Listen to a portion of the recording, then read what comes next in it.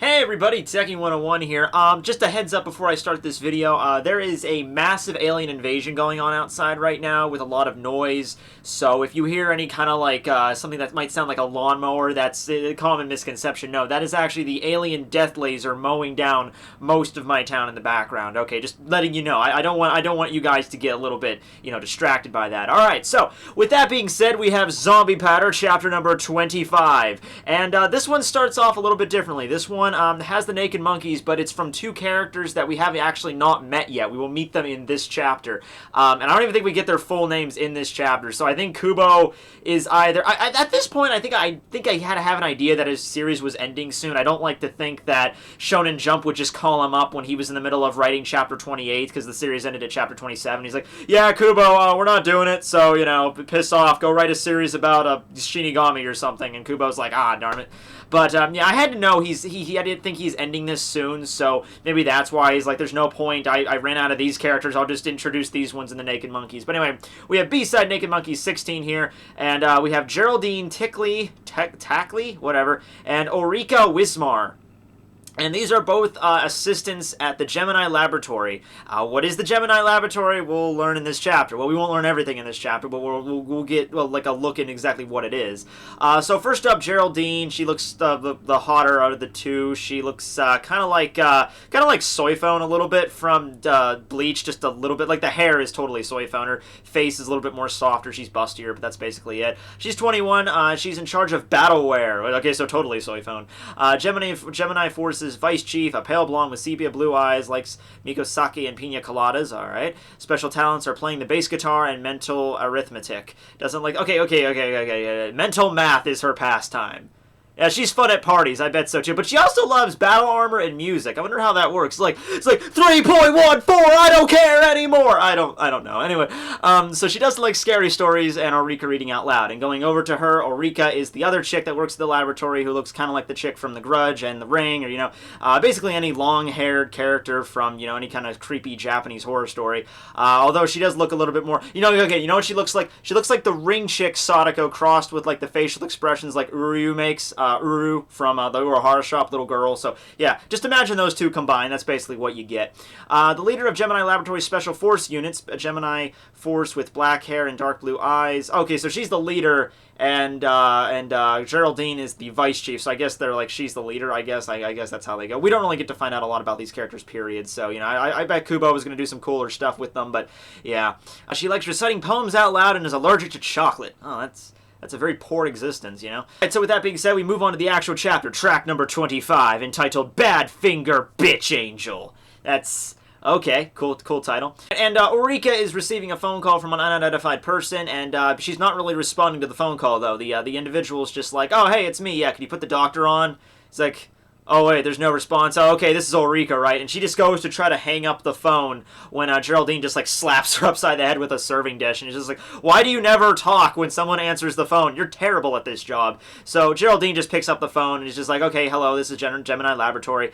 And then we just get a cut over to another individual who we haven't met yet. And I guess it's the leader, the doctor, or whatever, of the laboratory, where Geraldine just calls Master. And he's like, Master, we got a call from Glasses, confirming that this is C.T. Smith on the other line. We cut back over to him, who's on, I guess, in an inn somewhere in another town that Gamma and the gang are at, and she is calling to inquire about the Gamma's medicine running low, and we'll find out about that later in the chapter. But anyway, the individual on the other side is like, oh, yeah, I knew the medicine would be running low, I figured this, so, and she's sending a girl named Angela out to deliver the medicine to Gamma. Now, here's the thing.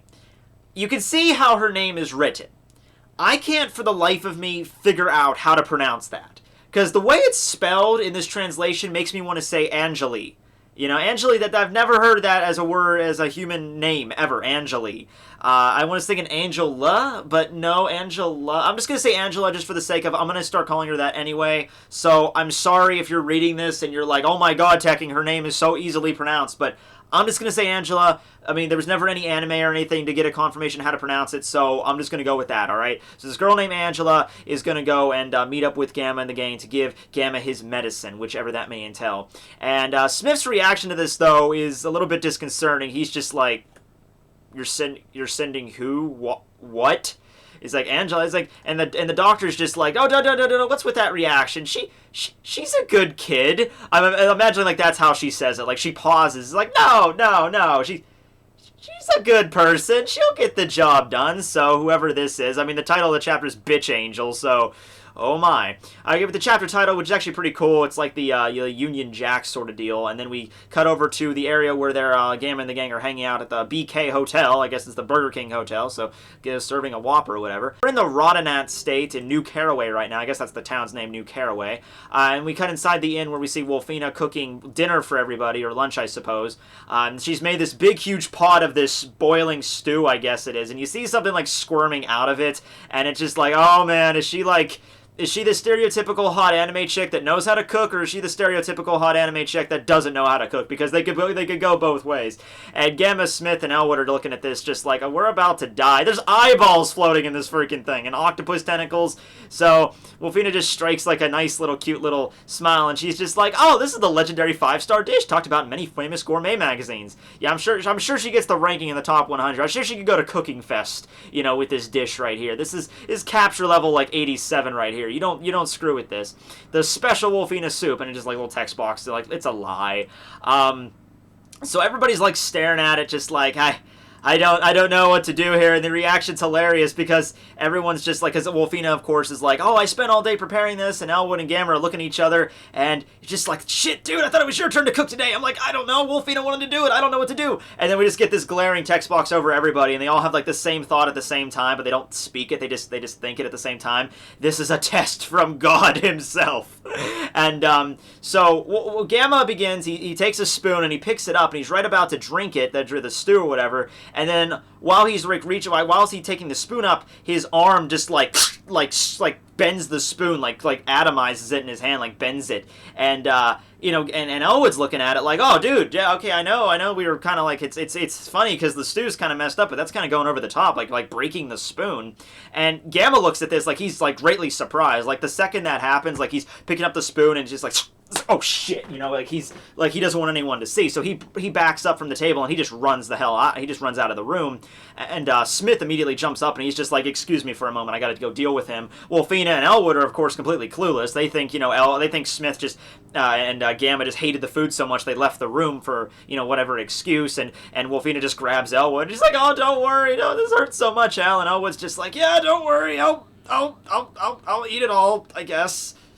And just like whatever. So then we cut over to their individual rooms in the hotel where we have Gamma like lying on a sofa, and he takes his shirt off. So we finally get like a full page view of the guy without his shirt on, so we get to see exactly how the armor works, because that was like always a question. Like, is it his actual arm like Automail, or is it like just embedded over his regular arm? Where does it end? Where does it begin? That kind of shit. And it's basically just limited to his entire arm, and then it like right around his shoulder, creeps up his neck, and that's like the plate mail that goes across his face, but it doesn't really stretch over his chest or anything like Edward's Automail does in Fullmetal Alchemist, for example. It's just limited to his arm, and he's sitting there like gripping it, and Smith is just like preparing the dough like a syringe, and he's just like, so have you relaxed a little bit? And Gamma's just like, yeah, I think I've calmed down a bit here somewhat. And he's like, how much medicine do we got? And he's like, how many doses do we have left? And Smith's just like, yeah, we only got 1 dose left, but don't worry, because I called the doctor, and she's going to be sending somebody out to, give us the more medicine. But he also remarks something that the cycles are faster recently, so could it be from stress possibly? So whatever condition Gamma has here, I don't know exactly what it is. It's like when he like picked up the spoon, he couldn't control the strength or like the reflex from his arm, like he just like broke the spoon, like he couldn't control it at his own will. So maybe that's how that goes. Maybe it's like if he's not careful, if he has a lot of stress, maybe it takes a lot of mental control to manipulate that arm. So that maybe gives a credence to believe it's not armor, it's just his arm that he has to manipulate with his own body. And maybe if he's not, really focusing, if he's in the middle of combat or whatever, something happens. Because remember when he was fighting against Mystic and he came out of that rampage, he was complaining, he was like gripping his arm, like that hurt a lot. So maybe, he was so winded from that fight, maybe he couldn't control his arm anymore, or not the way he wants, and it hurts more or whatever. He was obviously in a lot of pain there for a second. So, and whatever this medicine is, manages to either, greatly reduce his pain. Maybe it's like a morphine, like a tranquilizer or something, so he can, fight without, like, with numbed pain sensors, or it's something that just, like, relaxes him physically. I don't know. But anyway, he's like, Smith is bringing up a main point of this chapter, and it's regarding Elwood, and he's basically saying it's because you're stressed that the cycles are faster, that we need more medicine. Could it be because about Elwood following us? Is it because of the kid?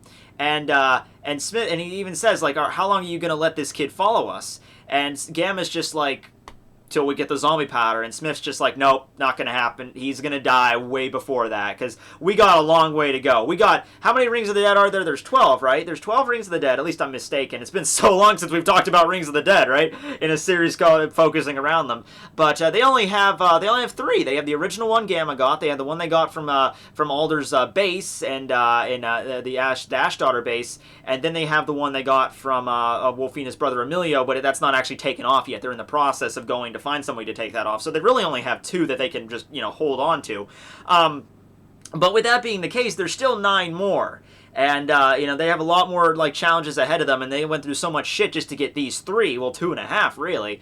And Smith's just like, if he keeps following us at his current level, he's going to die. He needs training in order to survive. However, you're too scared to train him. Because I guess Smith thinks that Gamma's gonna, he would be too afraid that Elwood would end up like him. So whatever training that Gamma had to go through or whatever basically turned him into like a bloodthirsty killer. And then he had to come back from that, because like how he was when Mystic knew him, he was basically a bloodthirsty killer. And then now he's much more relaxed. He's much more, I guess compassionate, I guess would be a term compared to what he used to be.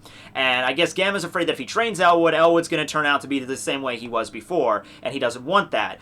So maybe that's like the focus of stress. It's either they just leave Elwood behind, or he trains them, and then that opens up a bunch of more problems. But Smith basically just gives Elwood some credit. He's like, there's no guarantee he's going to turn out like you did. You see your older self when you look at him, maybe like a more innocence before he was corrupted by whatever happened in Gamma's past, and yeah, he's basically just saying, like, by saving him, are you trying to save yourself? You still have those dreams inside of you, or is it by doing this you hope that that witch will forgive you? So, a lot of things in that one panel there. That really cool panel with, Smith and Gamma in profile. And we have that one flashback scene with Gamma. It looks like he's being, like, held. He's a much younger kid, probably Elwood's age. He's being held by that woman with the long hair that we saw when he was fighting against Mystic in the flashbacks. So, a lot of stuff insinuating there exactly what's with Gamma's past. And like whatever happened to Gamma back then, whatever. Maybe he was a lot similar to Elwood back then. Something happened, corrupted him with this, involving this girl. We have no idea. We haven't seen this Chica's face yet. Sorry, I'm trying to get away from saying that. I don't know. Chica, I don't know. People are getting annoyed by it. I'm sorry. But anyway, after saying that, though, apparently something struck a nerve, because Gamma immediately just, like, armored right arm, grabs Smith, slows him, like, throws him against the wall, and is, like, pretty much, like, gripping him pretty tightly. And Smith this entire time isn't even, like, registering, like, he's not even a beat of sweat on this guy. Like, Gamma could easily just, like, kill him like that. Or maybe he couldn't. I don't know about Smith. But, he's just like, unlike me, Gamma, you were able to return. So have faith in Elwood, too, that he would be able to return from whatever, the training would involve, whatever he was, like, maybe Gamma, like, will teach Elwood how to learn, like, Karin Zanjutsu. That'd be actually pretty damn sweet, because Gamma's already, like, really strong with this shit. He knows all this crap. It'd be really cool from, like, Elwood's perspective, learning out how all this crap works and learning how to master it. It's kind of like in a series like in Naruto, where Kakashi shows up in, like, chapter 4 or 5, and Kakashi's this awesome fucking ninja. He could pull off all this ninjutsu, genjutsu shit. He knows all the tricks of the trade. And then the series is about, Naruto and his friends learning how to master jutsu on the level of Kakashi, then eventually on the level of much, people higher up than Kakashi. But having people introduced earlier in the series that are kind of masters know where we're going. And a lot of Final Fantasy games are like that too. Like I know in 10, Auron was basically the master, and then like Titus had to learn in his footsteps, like all the shit that he could do. So, that's basically how that goes. But little comment here that Smith says, unlike me, you were able to return. So, okay, so now I guess whatever happened involving, training or whatever, involving whatever they went through, Gamma was maybe able to come back from that, and Smith wasn't. So, the only thing I can think about this is Smith isn't human. Smith is some sort of monster thing that was created, and maybe, Gamma was like that too when he went, like, in Berserker mode, but then he was able to come back, so Gamma was able to become a human again, Smith was not. that would explain a lot of the shit, considering how Smith fights, how he's always dead on with his accuracy, he's good at everything he does, and even when fighting against Falzon, he's getting stabbed, he doesn't give a shit, and then at the very end, Falzon's like, wait a minute, CT, that means you're, and then he just, shoots him in cold blood. Smith is obviously not a normal human being, and, that might have something regarding with that, but we don't get anything else involving, that comment, so whatever.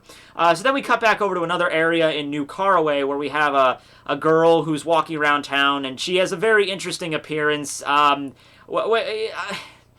so first off, before I get to her appearance, she's holding a piece of cake in one hand, then she's holding something that looks like the Dragon Radar, shaped like a heart, in another hand, and I guess it's like a radar to track Gamma and the group, trying to find out where they are, and, apparently it's not very accurate. Apparently she figured out they're in this town, but she can't find where they're at in the town. So she's been to the donut shop and the cake shop and the toy store, and she's like, I can't find him anywhere. So we get the full page spread of this chick, and she's wearing, stockings that are, striped, black and white. She has some ribbons in her hair, and her dress is interesting because she's wearing like a sleeveless dress, but it has like 2 holes like right here.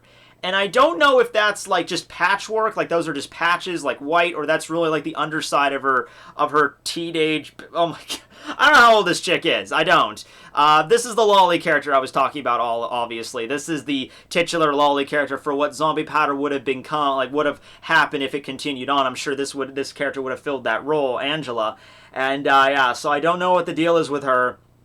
But anyway, she starts thinking about other places that Gamma could be, and then she starts thinking like, oh man, he wouldn't be at the bar with girls, right? No, Gamma, you have me as your woman, so maybe that's, like, this is the theme we're going with this girl, that she's like a younger girl that just has the hots for Gamma. It's like, oh, we're gonna get married when I get older, that sort of deal. I've seen that kind of character before. And then she's like, don't worry, I can't waste time like this, I have to find him somewhere, and she strikes like a determined pose, like, I need to find him, and then she's holding the cake in one hand, and when she does the pose, she slaps like a guy in the pants or something with it. Now that gets cake all over this dude's pants, and he's of course the 2 stereotypical very scary people that are just like, oh, what, that little girl got cake on my pants, I'm gonna beat the shit out of her, obviously, right? So she doesn't look that shocked about this at all. Meanwhile, we cut back over to Elwood, who's walking around town, and apparently the horrific hell stew that Wolfina spawned in the kitchen managed to actually not taste that bad. It was actually edible, but the fact that he had to eat most of it because Gamma and Smith left, that made him really sick, so he's just kind of walking it off, trying to, find some room for dinner. And meanwhile, he's like thinking about, Gamma leaving like that, like he seemed to be in a lot of pain. He doesn't know what that is. But meanwhile, while he's deep in thought, he passes the alleyway where Angela, is being confronted by those 2 dudes. And she's just like, I am so sorry. Like, she's not very genuine here. And the big guy is just grabbing her, just like, bitch, you call that an apology? I did. And she's like, I did apologize. Obviously, I said sorry. Do you not understand what sorry means? Like, my God. So I mean, that's how that she's going, and the guy's constantly, like, head veins are popping, and he's just like, oh, should I teach you, I'm gonna freaking hit you, chick, and then all of a sudden, like, while this is going on, he, like, basically is just about to, like, blow her, like, punch her face so hard it's gonna blow it off, because this guy is huge, this guy is big, and she just kind of smirks at him, so if Elwood did intervene here, which he does, but if he didn't, she would have done some fucking, messed up, like a Kame ga Kill economy shit. She would have been like, and then, like, his hand would have, like, missed, like, cut off or something, like, hand would have been cut in, like, different sections. It's like, what the hell? And like, whatever. Something would have happened. Something would have. Anyway, Elwood does intervene. He throws one of his throwing knives that lands square on, right on the guy's hand here. He's just like, oh, damn, what the hell? And it's fun in Elwood. It's, like, the coolest he's ever been. It's like he has a major personality change, like his balls dropped since the last arc or something, because now he's just sitting in the alleyway, just like, I don't know what that girl did to you, but being punched for it is not even worth it. So, just let her go right now, you villain. Like, he's striking like an epic, like, hero pose right there. And, like, the other guy pulls out a freaking gun, and he's just like, you lost, you piece of shit. Elwood just throws the freaking knife, and I guess this thing must be as sharp as hell, because it basically cuts right into the gun's barrel, quite a ways. Like, it's like, it gets buried deep enough into the gun that it sticks in. So, this thing's sharp. And then, I guess freaking Elwood mastered the art of Shunpo, or like high-speed movement or some shit, because it's like he holds up the gun, knife lands in the gun, and then before the guy even registers what the hell happened to his gun, Elwood shows up behind him on his freaking shoulder holding a knife at the guy's throat, and just like, let her go. And, so the guy runs off in fear, because he didn't know what the hell just happened with that. I don't know, Elwood, when did you learn how to, like Batman shit? It's just like throw and like bounces off the alley's walls and then grabs the guy. Like, what the fuck? How did you do that? So yeah, that came the hell out of nowhere. But anyway, while this is going on, he goes up to Angela, and he's like, are you all right? Any injuries, young girl? And Angela's just like, are you after my body? And she goes on to explain, like, oh, what an idiot. No one asked for your help. I could have taken those guys, obviously, just by myself. And then she even turns around and she's like, by the way, your amounts of strength isn't even amazing to me. I don't know what did you break the sound barrier or something? Shit, that didn't impress me, you freaking poser.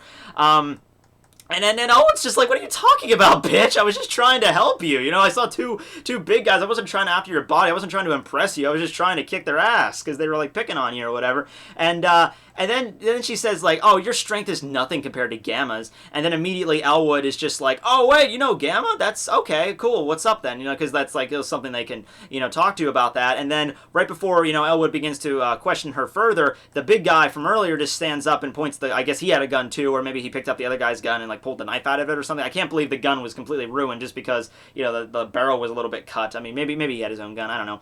Anyway, so Angela notices this before Elwood does, and she's like, get down! So Elwood, like, lands on the ground, and this is the strange part right here. The guy apparently, from what I can understand, he does fire the gun. Let me go back here. Let me just examine this scene here. Okay, so the guy, Elwood drops, guy points the gun, and then we don't actually see the gun. I guess it does fire, because we see the close-up of the barrel, we see the smoke, and then we see Angela's face, like, zoom in, like the bullet's, like, heading toward her face, and she's, like eyes open wide here. And then the very next panel on the very next page, without any transition, is the big mohawk dude, just like, boom! And he's just getting, like, knocked back, like he just got hit by a fucking truck. And he just got, like, lands on the ground. Like, he gets sent flying to the other side of the alleyway, back in the road. And Elwood's looking at that, she's like, what the hell just happened? And Angela, then she, makes her introduction. He's like, Angela Cooney. I'm a beautiful young genius psychicer. Not that if I care if you remember it. Psychicer, so I guess she's psychic. She's psychic type. Okay, so that makes more sense, how she was able to do that. I don't know. I was going to say very briefly she might have used, like, some kind of, like, psychic power to, like, reject the bullet back to the dude. But it's a little bit more than that, because just a bullet hitting you, even if she bounced it back with, like, double the force or whatever, wouldn't be able to, like, one single bullet wouldn't knock you back with the force of being hit by, like, a freight train, This guy, so I'm assuming, like, what her power is. If she has ESP, maybe she's telekinetic, maybe she can, like, bend spoons and stuff, and, like, she can use her mind to affect things in the physical plane, and when the bullet was heading toward her, she's like, boom, like, reject, and just, like, bounce the bullet back, plus, knocked him back as well, like everything in, like, in a wave pattern. She just like a shock of psychic energy. That's the best way I can understand of how her abilities work there, and how that works out. She clearly has some connection with Gamma. She's associated with this Gemini laboratory, which is, maybe that's where Gamma got the arm implanted. Maybe that's, like, where everything worked out. That's probably where Gamma and the gang are going to be heading to get Emilio's ring off, because he said, I know a doctor that can do that. It would make sense if Gemini is associated with the laboratory or whatever. Maybe that would be able to that's the doctor that can assist Emilio in some way, and so that makes sense with that. But next chapter, we have 2 more left. We have 2 more chapters remaining. I know this review took a little bit longer than I expected. I'm sorry for that, but a lot of shit to cover here. Maybe that's what Kubo did. He's like, oh man, we're ending this soon. I gotta get the lolly in there first, and then I gotta do this other stuff. So, next chapter, maybe we'll see, Smith will go, Elwood will go and take Angela to go see Gamma, and then we'll get a connection, like a circle back, exactly what all that means. But yeah, until then, though, thanks for watching, everybody. Techie 101, signing out.